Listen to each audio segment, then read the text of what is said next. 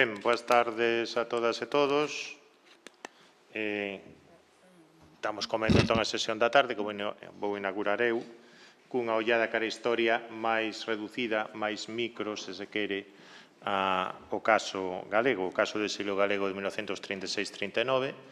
1936-39. Como podes ver, ninguén me presenta, creo que xa me coñecedes todos, e todas, así que, polo tanto, vou tirar para adiante, pero tengo un risco que ninguén me vai controlar. Así que, se ás 6 da tarde está descansos, por favor, facedme un sinal ou tirádeme algo directamente tamén.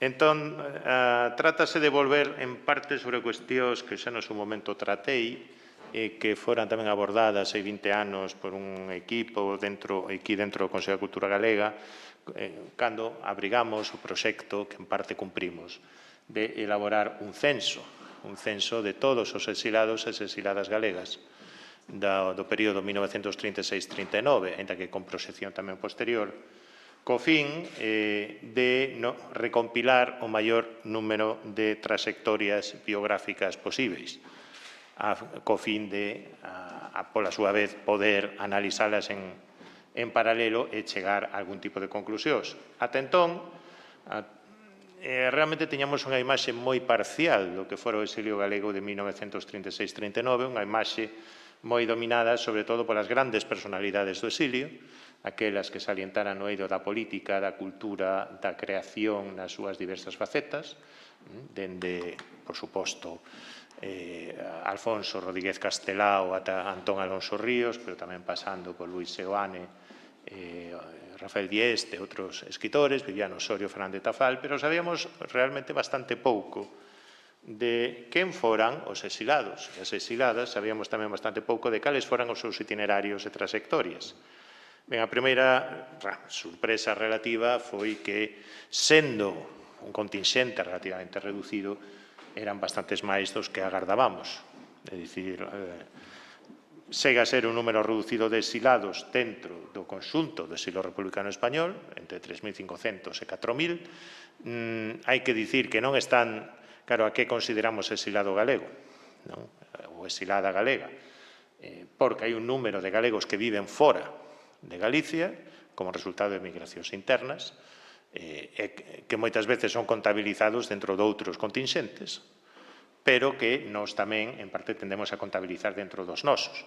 Poño por caso, moitos exilados vascos da CNT son vascos de Trincherpe, pero que se apelidan Caeiro, Barreiro ou Ferreiro, porque son realmente mariñeiros inmigrados en Euskadi, que en boa parte nutriran a CNT, como tamén aquí en Galicia, e que fixeran a guerra na fronte norte, despois pasaran a Francia, moitas veces se incorporaran á zona leal e seguiron un destino máis ou menos xenérico dos inmigrantes republicanos españois, pero que, como despois tentarei amosar, cando se considera o exilio, digamos, no longo período, se teñen en conta que aconteceu despois do 39, do 44, 45, do 50, sí que teñen características que os achegan cada vez máis os exilados que saíron ou que puideron saír de territorio galego.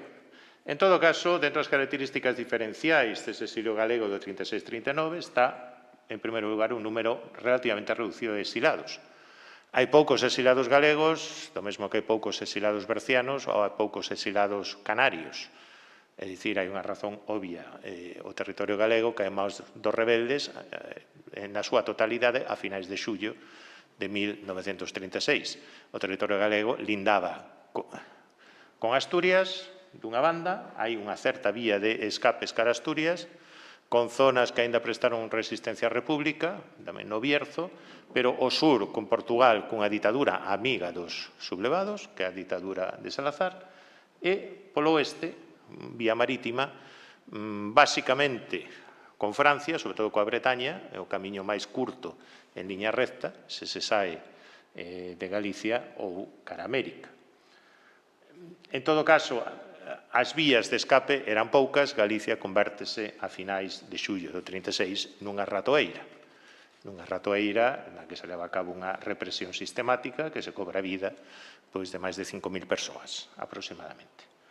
E, ademais, un exilio que se caracteriza porque quen se vai non tivo apenas oportunidade de loitar nunha fronte, nunha trincheira. Non se fuxe realmente dunha fronte de guerra, non son soldados en retirada, son xente que escapa dunha cacería sistemática. En moi poucos casos hai algúns que tiveron a oportunidade de arrebolar as armas, de empuñar as armas na Gudiña, noutras zonas, en Tui, pero por moi pouco tempo. E foxen, sobre todo, da represión na retagarda ou do medo á represión á retagarda a unha inminente represión. Son moitos dos que se van, poderemos case máis catalogalos de refuxiados, seguindo as discusións desta mañá, máis de refuxiados que de exilados. Moitos non se van necesariamente porque ou non tentan irse, porque teñen unha actuación salientada na Fronte Popular, nos diversos partidos da Fronte Popular, no eido do societarismo agrario, no eido sindical, ou no eido cultural, senón que sinxelamente fuxen da represión masiva desatada na retagarda. Algúns foxen, de feito, directamente cara a América. Hai quen aínda se pode evadir, aínda pode coller unha pasaxe en barco e acaba na Habana. De feito, hai un grupo de exilados, de refuxiados galegos na Habana a finais de 1936, acaba na Habana, en algún outro porto, pero non quere volver. Non fai ningún esforzo por reintegrarse a España Leal ou colaborar no esforzo de guerra de España Leal, falando de homes, sobre todo, en idade militar. Simplemente fican ali, eso xa os leva un primeiro motivo de certo rexeitamento máis tarde co resto das comunidades de exilados. En segundo lugar, hai moitos que se refuxan en Portugal. Un número aínda indeterminado, pero dos 3.500, máis dun milleiro refuxanse en Portugal. E aí podemos falar dunha mestura de dous tipos de refuxiados ou de transterrados. Primeira fase, exilados políticos, líderes sindicais, políticos de diversos partidos que por diversas vías conseguen chegar á fronteira e teñen apoios para cruzala, cumpría ter recursos ou coñecementos na outra banda da raya, pero tamén, dende finais do 36, hai unha segunda componente, que son prófugos e desertores do servizo militar no exército rebelde. E que, naturalmente, xorde a dúbida. Podemos pensar, de entrada, que para varios destes centos de galegos que se refuxian, sobre todo no norte de Portugal, as motivacións son políticas. É dicir, néganse a facer a guerra nun exército que lle sé, cuxos valores recusan. Pero tamén os hai, e disto, algún testemunho autobiográfico, sobre todo estou pensando nun, as memorias precisamente da súa estadía no norte de Portugal dun militante galeguista da fronteira de Grou Bande, Pieito Fernández, que fora retornada da Argentina no ano 35. Hainos tamén que simplemente foxen da guerra. É dicir, para eles a lógica era exactamente a mesma que a dos prófugos do servizo militar durante as guerras de África. E, de feito, nestas memorias obsérvase como nalgúns dos testemunhos destes refuxiados o que hai é o meu irmão maior non quería ir anual, eu non quero que me recruten para ir morrer. E, de feito, entre eles, moitas veces, xurdían friccións. Volverei despois sobre este asunto, pero, dende logo, ese refuxio en Portugal é unha certa peculiaridade do exilio galego. Sobre todo porque, obviamente, Miguel Hernández tamén quixo refuxiarse en Portugal. Había na zona do Alentejo, Tenente Seixas, nada que ver comigo, por desgraza, que protexía a refuxiados vermellos españoles, como se lles chamaba, pero hai que ter en conta que a raya España-Portugal, o 80% da poboación fronteiriza se concentra en Galicia, que a densidade das redes sociais era moi ampla, tamén polo tipo de hábitat moito máis disperso, e, sobre todo, que a densidade dos elos transfronteirizos, bueno, isto saben o mellor que a min, os especialistas en fronteiras, era especialmente notable. É dicir, en zonas como Tomiño, como a Gudiña, como en Trimo, como todo o que é o partido judicial de Bande, realmente que hai un continuum entre Galicia e Portugal. na raya seca, sobre todo, pero é un continuo que no seu momento fora alimentado por algunhas correccións menores de fronteiras, etc. Es isto unha peculiaridade galega, ese forte papel que ten Portugal, ou ese forte papel que ten o mar como vía de escape. Hai un terceiro elemento diferencial do exilio galego, que é o forte influxo do pasado migratorio da poboación. Non é exclusivo de Galicia, tamén é do Bierzo, tamén se aprecia nas Canarias Occidentais, tamén se aprecia, sobre todo, en Asturias Occidental e Oriental, pero ese forte influxo do pasado migratorio fai que os destinos latinoamericanos, sobre todo despois de 1944, teñan unha enorme capacidade de atracción sobre os exilados galegos. Os galegos tenden moito menos a ficar na Francia, a ficar en Europa, do que os españois xenéricos, en xeral. É unha cuestión de espazo social, non? Lembremos a Bourdieu, en fin, todas as súas ensinanzas. Para un labrego galego de Cacheiras de aquí ao lado, Bos Aires ou Habana estaban máis perto, mentalmente, non xa que París, ou Toulouse, ou Perpiñán, senón que mesmo que Madrid. É dicir, porque proviñan de familias con moitos membros, digamos, alén mar. E iso non somente se traducía a nivel microsocial, senón tamén a nivel macrosocial, é dicir, no nivel, digamos, de acción colectiva, porque as comunidades de migrantes galegos nalgúns países americanos, nomeadamente Nova York e Bos Aires polo seu grande peso demográfico e enorme capilaridade, pero coa que podía chegar o influxo de Bos Aires a todo o territorio galego. Nova York cunha inmigración moito máis concentrada, pero fortemente mobilizada pola esquerda e, ademais, sobre todo, que gañaba en dólares. É dicir, iso se traducía nun poder adquisitivo moito maior do que o que se podían enviar as sociedades de migrantes de Bos Aires, de Montevideo ou de Río de Xaneiro. A Habana, por diversas razóns, entrara en debalo moito antes, xa dentro dos anos 20, e non vai ter un papel tan importante. Desta maneira, esas comunidades de migrantes convértense en fornecedores de recursos, de información e de apoios aos recén chegados. É dicir, unha das grandes fontes que puidemos utilizar para elaborar o censo de exilados galegos, de refuxiados nos campos do sur de Francia, do 1939, eran as listaxes publicadas polo xornal Galicia da Federación de Sociedades Galegas de Bos Aires, que segue existindo, na rúa Chacabuco 955. Ali se publicaron por primeira vez as listaxes dos os galegos. Para qué?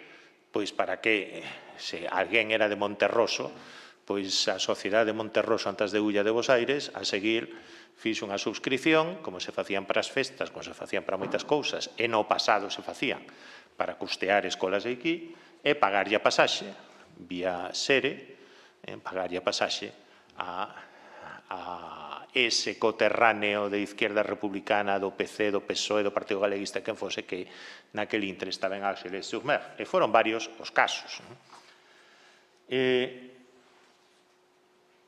Polo tanto, emigración e exilio, no caso galego, estiveron xa dende a orixe moi interrelacionados. Isto, naturalmente, dá lugar despois a toda unha serie de preguntas colaterais nas que non vou entrar agora, sobre cal era o perfil social dos exilados galegos, precisamente en parte condicionado por ese pasado migratorio, que, na miña opinión, era bastante máis popular do que os emigrantes republicanos xenéricos, gracias a esa disponibilidade de recursos. E tamén nos plantexa aquilo, que é un debate clásico, que aquí o profesor Devoto xa tivemos moitas veces, que é máis forte, os vínculos, os elos fortes ou os elos febles. Entón, sabemos que os elos febles os elos fortes son fundamentais para cruzar o océano, porque os elos familiares adoitan ser os que mellor resisten o paso do tempo, igual que os ligames de tipo territorial, a coterraneidade, ser paisano, pero despois, a hora de buscar traballo, o que funcionaba máis eran outro tipo de vencellos, os elos febles. Isto hai un lugar onde non se cumpre, que é México, onde hai, en teoría, unha moita maior distancia ideolóxica entre comunidades inmigrantes e exilados, pero onde o feito dos exilados seren persoas cualificadas, coterráneas e brancas de pele europeas, fixo que moitos exilados republicanos acabasen traballando en negocios de coterráneos franquistas. unha das grandes revistas do exilio galego que coñecemos, nos anos 50, a revista Vieiros, en parte estaba financiada con anuncios de comerciantes franquistas, pero que lles gustaba verse en letra impresa, porque a letra impresa non a frecuentaban moito. Bueno, naturalmente, isto nos leva a plantexar máis cuestións. Unha delas é a diferenza entre migrantes e exilados, que é o que establece a diferenza definitiva entre exilio e migración. Bueno, aquí podemos dar varias respostas. Obviamente, no caso do exilio, pois hai unha ameaza física directa, hai unha actividade política ou social ou pública que é penalizada, pero agora, por lo tanto, hai que tomar a decisión de emigrar de maneira moi rápida, abrupta. Porque un feito é que cando un empeza a examinar, a esculcar biografías de exilados, axiña se decata dunha cousa, que non se exilia quen quere, senón quen pode. Exiliábase quen tiña acceso a recursos e a información. Podían ser recursos, obviamente, monetarios. Se teño diñeiro, podo sobornar a un garda fronteirizo, por exemplo, ou podo lle pagar a alguén, a un contrabandista que me fai pasar a fronteira. Poden ser recursos inmateriais, información, dispor delos familiares, coñecidos, amigos, que me poden botar unha man do outro lado da fronteira. Poden ser recursos organizativos. É dicir, pertenzo a un grupo organizado, chámese Partido Comunista, con conexións transnacionais, que me pode axudar moito mellor que un grupo político moito máis feble, poñamos agraristas, que non tiña quen os axudase. Obviamente, a cuestión do perigo inminente xoga un papel, pero tamén hai exilados que deciden o momento idóneo para a súa partida. Xente que pode estar agachada un tempo, ten os recursos para iso, e que despois, nalgún momento, decide este é o momento, a ventá de oportunidade pola cal me podo colar. Isto tanto durante os anos, non funciona tanto durante o primeiro período da Guerra Civil, pero si durante o segundo e durante o longo dos primeiros anos 40. E, finalmente, tamén hai a cuestión dos emigrantes, de quen se vai como emigrante, pero en realidade un exilado. Sexa programas de reagrupamento familiar, sobre todo mulleres e nenos coas súas familias, poden ser emigrantes que se van despois de abril de 1946, cos papéis en regra, pero que teñen unha motivación sociopolítica. Pode ser un momento de reunificación familiar, pode ser un descontente sociopolítico difuso, é dicir, non se fan grandes preguntas sobre o franquismo, sobre o fascismo, sobre a ditadura, pero non lles gusta que a Xunta de Abastos lles requise colleitas, ou lles faga pagar determinados impostos, ou lles parece injusto que o seu irmán lle fagan repetir o servizo militar, e, por tanto, non están a gusto nese país e queren irse. E despois hai opositores abertos e conscientes do réxime, dentro dun abano moi amplo que vai dende escoitar os sábados a Radio Pirenaica, as agachadas, ata colaborar coa guerrilla en determinadas zonas onde a actividade guerrilleira perdurou ata finais dos anos 40. Pero, se dispuña, sobre todo para o caso da Argentina, de quen che mandase os papéis, quen che mandase un contrato de traballo, podía ocorrer que mesmo persoas moi sinaladas polo réxime que sufriran maltrato, primeiros encarceramentos, etc., despois se podían marchar. Podían liscar como emigrantes, aínda que despois o primeiro que facían o chegar a Buenos Aires, ou chegar a Nova York, ou chegar a Caracas, en su momento, era buscar a compañía ou a cubillo dos republicanos emigrados, ou mesmo non só dos seus coterráneos, senón dos seus correligionarios. Isabel Ríos, da zona de Ordes, unha militante comunista que foi vítima de maltratos, interrogatorios, violencia, etc., conta nas súas memorias como canto se podía emigrar a Argentina, os seus parentes na Argentina fanlle chegar os papéis en regra, vaise á comandancia da Garda Civil, onde estivera detida varias veces, e o comandante da Garda Civil do posto ponlle o selo en todos os certificados necesarios e despois comentai a outro, hai que joderse, mi hermana lleva no sé cuánto tiempo esperando por los papeles, llega esta roja e ya trae todo en regla. É dicir, isto tamén pasaba.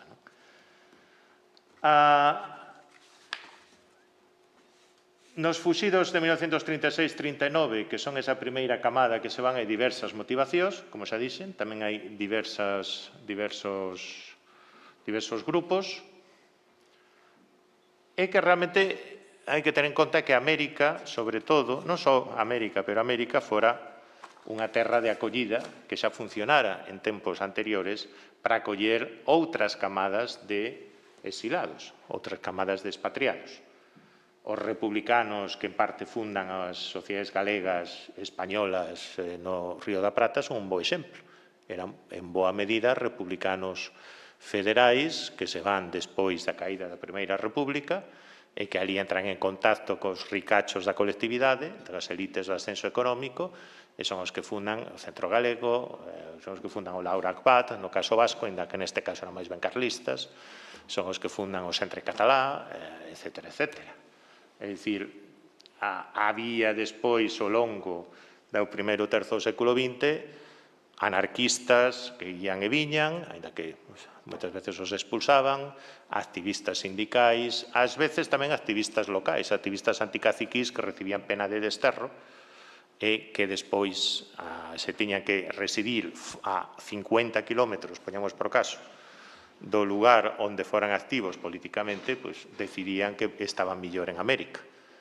Un caso coñecido, o fundador da Casa de Galicia de Montevideo, José María Barreiro, natural de Bayona, que recebe unha destas condenas,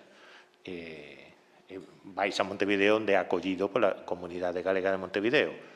Outro máis local, un farmacéutico de Salceda de Caselas, que recebe o mesmo tipo de castigo por opoñerse aos caciques locais, en 1911, vais a Bos Aires, en Bos Aires un dos fundadores da Sociedade de Hijos de Salceda de Caselas.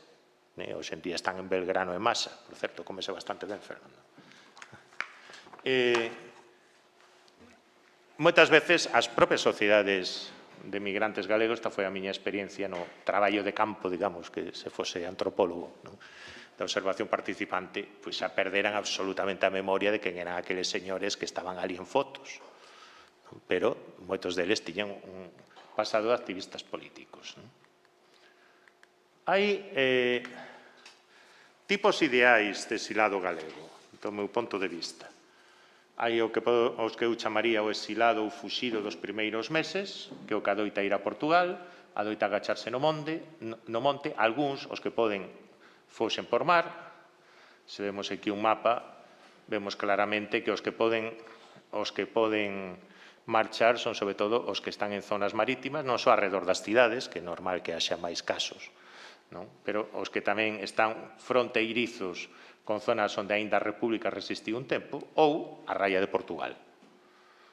A Raia de Portugal, a cercanía a Raia de Portugal é, en este aspecto, bastante definitoria.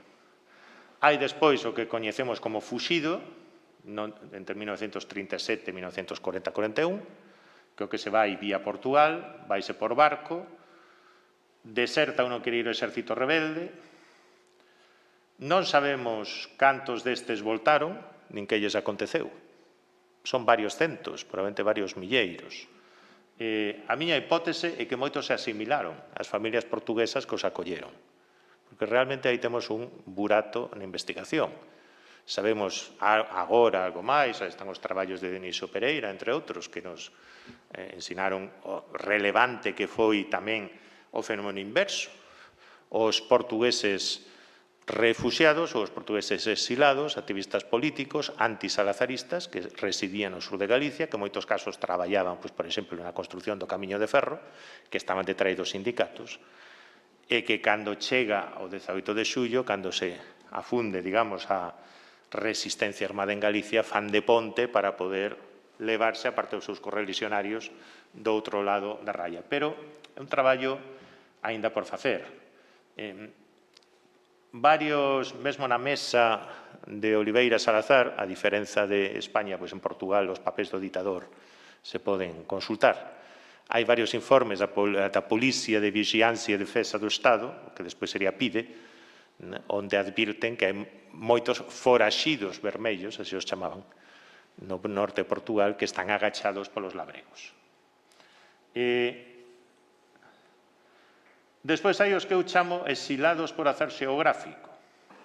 Por suposto, dunha banda hai carabineiros, a mariñería de Cartaxena era en boa parte galega, que son os que despois toman o control da frota, gardas de asalto, panadeiros que viven en Madrid, hai unha diversa tipoloxía de inmigración interna, tamén en Cádiz, de galegos que lles cadra estar en zona leal. Como sabemos moi pouco, concentramos todos os nosos esforzos en saber dos galegos e galegas que estaban polo mundo adiante, en México, en Buenos Aires, en Nova York, etc., sabemos moito menos da diáspora galega dentro da península. O Centro Galego de Madrid estaba perfectamente interconectado co de Buenos Aires, co de Montevideo, e moitas veces era o que mandaba sobre todos eles. Pero claro, para Madrid preferimos non ollar, iso foi un problema de perspectiva, é unha tese que fica por facer, non? Sobre os madrigalegos. Pero en todo caso, a parte deses, que xa estaban comprometidos coa República, hai exilados que se converteron en tal por un efecto xeográfico casual. E poño un exemplo. Santiago Álvarez, líder valdeorrés do Partido Comunista, na altura en Madrid, conta nas súas memorias como foi recrutando, é dicir, a finais de xullo, comezos de agosto, 36, estivo nos arredores de Madrid recrutando segadores galegos, sobre todo ourensáns, que estaban ali para a sega. É dicir, seguindo unha tradición de migración estacional. E que andaban por ali perdidos, que non sabían que facer, non sabían como voltar a Galicia, chegabanlles novas de que había represión, de que había mortes, el adicouse a convencelos, non tanto de Marx, Lenin, os principios básicos, antifascismo da República, senón basicamente, se queredes voltar a casa, o máis doado é facervos parte das milicias galegas de Madrid, que despois, como é sabido, foron un dos viveiros do famoso Quinto Regimiento. E, de feito, unha parte sustantiva das biografías dos exilados galegos que podemos reconstruir, que eran comunistas, non tiñan militancia antes de 1936. Sorprenderaos a guerra nos arredores de Madrid, como segadores, non? Que no seu momento estudou Marcelino, non? Os segadores galegos en Castela. É certo que, en algúns casos, por exemplo, en Paderne de Allariz, en algún caso máis concreto, como vamos ao Xulio Prada, pois xa as propias cuadrillas estaban organizadas por sindicatos, por grupos políticos, había unha certa predisposición, pero podemos supoñer que moitos deles se converteron en exilados porque lles tocou. Da mesma maneira que moitos galegos que foron á guerra no exército insurxente sen ningunha convicción, moitas veces forzados, pois nin quedaba outra, despois de 3 anos asimilaron boa parte dos valores polos que loitaban os sublevados. Algúns reaccionaron, a coerción foi importante, pero non son dos que penso que a coerción o foi todo. É dicir, moitos asimilaron eses valores e despois seguiron, como fixeron cursos de sarxento provisional, fixeron do exército seu fogar, moitos deles, pois, máis tarde acabaron son o grupo principal, por exemplo, voluntarios galegos da División Azul. Os exilados galegos que fixeron a guerra na zona leal, que foron unha boa parte deles, seguiron un camiño relativamente prototípico ata 1939-40 do que podemos chamar o exilado republicano medio. É dicir, fixeron a guerra, moitos en 1939, despois da caída de Cataluña, están nos campos de internamento franceses, ou acaban no norte de África. Hainos despois que volven de Francia, é dicir, mesmo combatentes. Isto tamén vendo biografías onde se de conta de que hai unha parte que entre a disyuntiva que lles plantexan os franceses en 1940, servizo de traballo obrigatorio ou tomar as armas, pois din, quero volver a casa. porque, obviamente, hai a propaganda franquista tamén está insinuando que non teña delictos de sangue pode volver, etc., etc. Hai un caso de 2 rapaces de Allariz que se creen esas promesas, volven, e, obviamente, o que defrontan cando volven é un consello de guerra. E condeas a morte que despois son conmutadas.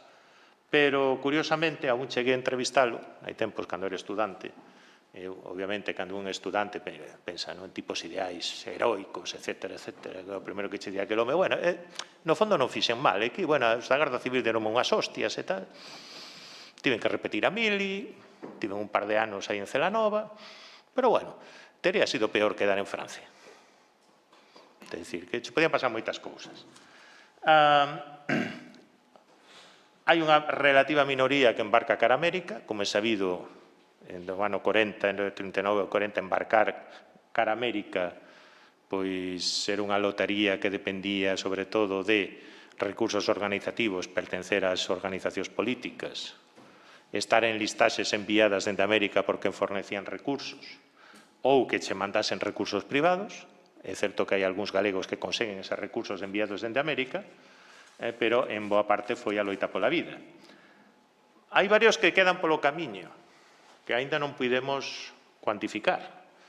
É dicir, algúns, por exemplo, Ramón de Valenzuela, dirixente galeguista, contan as súas memorias como dos seus compañeiros no campo en Arxelés, despois algúns se foron a elección estranxeira, outros decidiron volver, e algúns quedaron en Francia. Había quen casou cunha francesa, outro que era afiador e atopou traballo cun afiador local. Non sabemos cantos quedaron polo camiño. Sabemos algo das grandes cifras, pero despois, cando entramos polo miúdo, vemos que a casuística de decisións que toman estes transterrados é moi ampla. Por suposto, algo que comentaba Fernando esta mañá, é dicir, o papel da continxencia. Hai tres... A mí é un caso que me gusta moito sempre contar. Quizáis hai 4 irmãos de Malpica que se van dun voo, vanse nunha embarcación, se Malpica, na Costa da Morte, en 1937. Esa embarcación son 4 militantes da CNT, ou afíns a CNT, que ata entón eludiran a facer o servizo militar franquista, eludiran a represión, toman a embarcación, acaban en Brest, en Francia, en Bretaña. Os franceses, unha vez que están en Francia, elixen incorporarse á zona leal, loitan na zona leal, algúns deles, malia ser anarquista, acaban no 5º Rexemento. En 1939 están os 4 en Argelès-sur-Mer.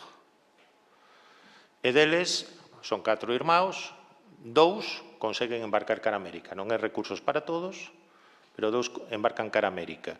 Embarcan cara a América, acaban en Bos Aires e son reclamados por un malpicán, é dicir, un coterráneo, que é empresario en Río Gallegos, Argentina.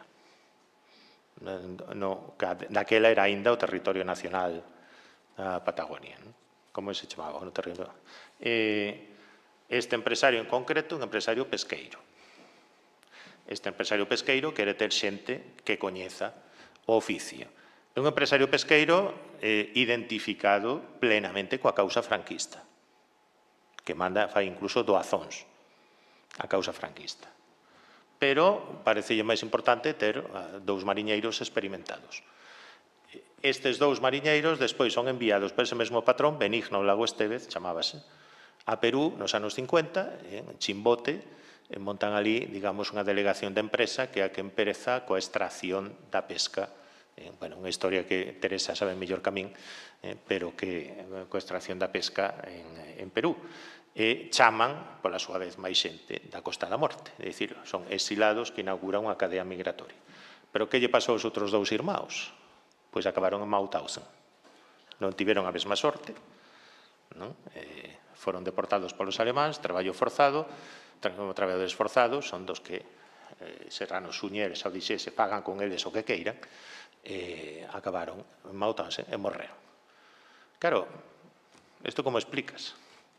Acomódanse as circunstancias, como se partillaron entre eles quen ía a América, quen ficaba en Europa. Probablemente nun comezo os que marchaban coa perspectiva de acabar en Río Gallegos, na Patagonia, lles parecía que aquilo un exilio, os outros poderían desfilar en Madrid cos aliados 3 anos despois. As expectativas naquel momento tiveron pouco a ver co que aconteceu despois. Hai despois o fuxido ou guerrilleiro de posguerra, obviamente cantidade moito menor, pero un pingar continuo, e finalmente o que se expuxen antes, os emigrantes, pero que son por motivación exilados.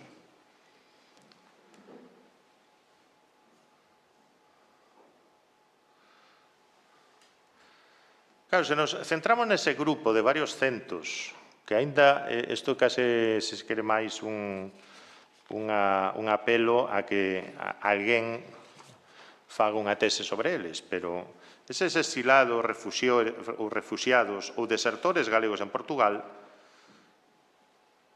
que moitas veces pasaban a fronteira, era grazas a dispor de contactos nos dous lados da mesma. Obviamente, os naturais da Raya ou perto da Raya, o quen contaban con coñecido no sur de Galicia, contaban con moitas máis probabilidades. Había que sortear a vixiancia, en primeiro lugar, da Garda Fiscal e máis da Guarda Nacional Republicana, do réxime de Salazar. Pero isto tiña truco. A maior parte deses corpos policiais estaban integrados por xente da zona. Podía pasar, en algúns casos, a algún dos exilados tiña como parenta un xefe da GNR do outro lado da fronteira. Non puñan excesivo celo en perseguir a estes refuxiados.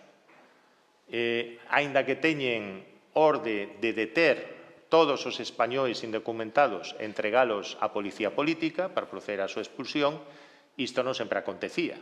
E máis, había gardas de fronteira que non tiñan demasiado problema en apoiar temporalmente os exilados, sempre cando fosen avalados por contrabandistas. Veciños da fronteira, contrabandistas, por avalistas ou por coñecidos. Sobre todo as redes de contrabandistas que xogaron un papel fundamental. E de cando en vez detiñan algún refuxiado, só cando se viñan moi presionados dende Lisboa. Tanto é así que, sobre todo, dende mediados de 1937, isto vese no arquivo Salazar, hai ordes constantes á policía, á PVD, para que incremente a vixiancia directa sobre, non xa sobre os que chamaban foraxidos españois, senón, sobre todo, sobre os propios guardas locais, para que non fixesen a vista gorda. Obviamente, os refuxiados galegos en Portugal apoiábanse en redes persistentes de contactos, relacións sociais entre as poboacións de ambas as dúas bandas da raya, por elos de parentela, sociabilidade, reproducción social, que estaban cimentados en migracións temporais, zonas como Couto Misto, entre a aldea de Castro de Leboreiro, a zona de Bande, entre Monsao, Salvaterra de Miño, entre Oimbra e Souteliño da Raya, etc. Estaban afeitos entre a axuda mutua e, sobre todo, estaban afeitos unha cousa, burlar o Estado. Se de algo sabían era de sortear a vixiancia do Estado, fose cal for. Había outra baza, inmigrantes galegos en Portugal, dos que tamén sabemos relativamente pouco, pero que, aínda que non tan concentrados na zona de fronteira, senón sobre todo no Porto, estendían moitas veces as súas redes ata aí, e había contactos propiamente políticos, con opositores antisalazaristas, comunistas ou republicanos da Alianza Democrática Portuguesa. Que o que facían boa parte dos que se refuxiaban en Portugal? Pois normalmente utilizaban as redes de maneira alternativa ou complementaria, na medida das súas posibilidades, porque na banda portuguesa da fronteira tamén había persoas que se dedicaban simplemente, había mafias, o que chamaríamos hoxe, é dicir, fornecían papéis, fornecían agocho aos refuxiados en troco de diñeiro ou de algo máis modesto, que era axuda nos labores agrícolas. É dicir, para determinados labores agrícolas, isto, bueno, recolleu Xorxe Alves nun pequeno traballo sobre unha zona da fronteira, os galegos convertéronse na principal mao de obra prácticamente gratis de balde que tiñan os labregos do norte de Portugal. Había algún crego no tras os montes, que tamén axudou os refuxiados. Aquí unha pregunta que deixo solta, que algún colega portugués tamén plantexou, esas redes tamén funcionaron en senso inverso 15, 20 anos despois, para que emigrantes portugueses saísen de maneira ilegal ou paralegal do Portugal de Salazar e acabasen en Francia. O abeiro da asinatura dos primeiros acordos de migración, que estudou no seu momento Polovich Tavares e outros autores. E, máis tarde, as redes para evadir prófugos da guerra colonial, dende mediados dos anos 60. Moitas desas redes comezaron co tabaco, seguían co café, etc., pero tamén traficaban con persoas, e traficaban en ambos os dous lados.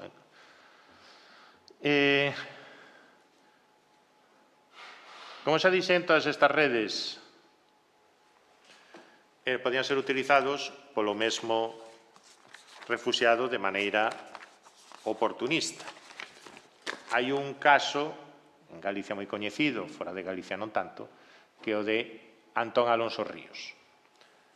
Antón Alonso Ríos, de Silleda, fixo semestre en Argentina, foi moitos anos, exerceu o seu labor na Argentina, un dos fundadores da Sociedade Hijos de Silleda, retornou en 1931, xa converterase o galeguismo na Argentina, un galeguismo de esquerda, fora deputado en Madrid polo Partido Galeguista, pola Orga, Partido Galeguista, despois dirixente agrario de esquerda no sur de Galicia, deputado en febreiro de 1936.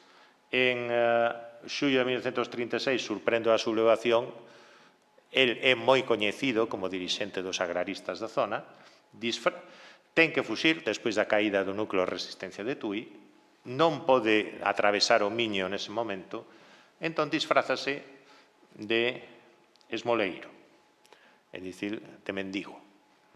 Disfrázase de esmoleiro e faise o portugués, literalmente, durante ano e medio, en todo o sur de Galicia. Faise pasar por portugués ata que finalmente pola raya seca quire pasar a Portugal. E antes, como recordo, pois fixose esa foto na Alameda de Ourense, coa pinta que tiña entón.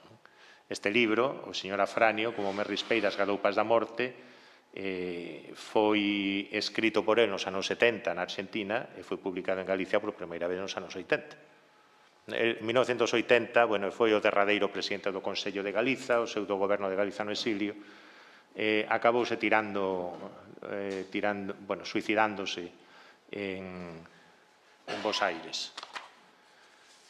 Alonso Ríos entra pola Serra da Peneda como fuxido en Portugal en xullo de 38, foi agachado primeiro por pastores que mediaban cun comerciante de Melgaso que tiraba proveito de evasión de refuxiados, é dicir, que lle cobraba, pero tamén por coñecidos del noutra localidade, en Arcos de Valdevés, chega ao Porto, onde un comerciante de café republicano tamén o acolle, despois un amigo seu natural de Tomiño e emigrado en Lisboa. Primeiro planea embarcar cara a Francia, non o consegue, por diversas razóns, porque había un soborno polo medio e ese soborno non funciona. Finalmente, obtivo papéis no consulado argentino, primeiro no francés, pero tamén no argentino, para embarcar a Casa Blanca e de alí a Bos Aires. Como consegue entrar en Bos Aires? Con identidade falsa. Faise pasar por un curmán dun amigo seu de Silleda que morrera naquel país e que tiña máis ou menos parecidos trazos físicos. É dicir, se despois houve máis factores que permitiron o seu ingreso na Argentina, el non nos conta, pero en todo caso creo que a xandaina é ben significativa. Hai xente que o apoia por interese, hai xente que o apoia por solidariedade. Dende Portugal, en todo caso, o itinerario usual, despois da caída de Extremadura, foi embarque clandestino cara a América ou cara a Francia, para dende ali reintegrarse á zona republicana, pero o destino dependía en grande medida de que embaixada do consulado tiña ben atender os refuxiados. Nalgúnas das memorias, Belo Mosquera e outros, podes ver claramente que había un certo peregrinar por consulados. Se funcionaba o de Uruguai, se funcionaba o de Argentina, se o de Cuba era máis propicio, etc. E andando o tempo, despois do 44, sobre todo, operaron en Lisboa algunhas organizacións de axuda que serviron de intermediarios con eses servizos consulares. sobre todo os cuáqueros norteamericanos do chamado Unitarian Service Committee, que foron os que acolleron a varios exilados galegos, polo que sabemos, entre 1948 e 1950. Onde acababan despois de todo este itinerario eses refugiados? Cando a guerra rematara? Pois normalmente moi poucos na Francia. A grande maioría acabou en América. Por qué? Porque era onde realmente tiñan amigos, coñecidos, recursos, etc. É dicir, isto é unha pequena mostra,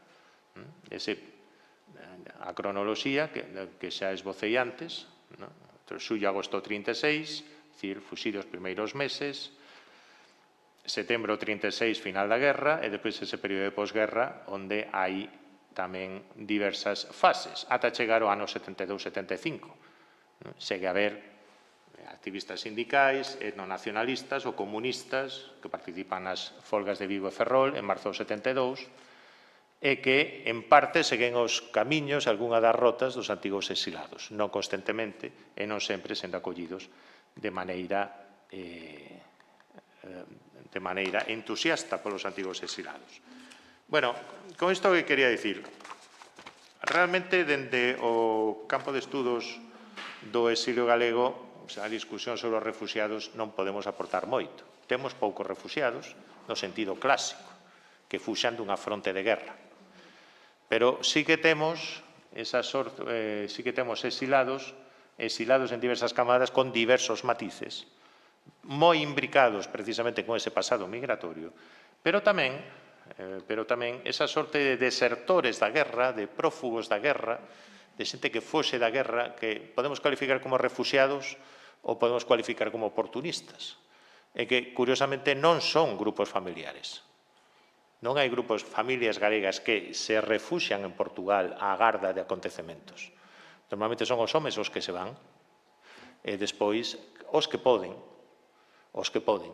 chaman canda eles a mulleres ou fillos de o saber. En outros casos, conforman novas familias, en Francia ou, sobre todo, en América. Claro, como chamar a eses tipos de refugiados, desertores, etc.? Bueno, volvemos á ambiguidade dos termos, volvemos, obviamente, tamén á flexibilidade de autocaracterizacións ou de autodeterminacións dos propios actores. Eles mesmos, obviamente, chamanse exilados. E, sobre todo, facer salientar que da maioría deles sabemos moi pouco, só sabemos bastante dos que chegaron ao final, dos que se exilaron, dos que acabaron en América, dos que acabaron cumprindo, chegando ao final feliz ese itinerario.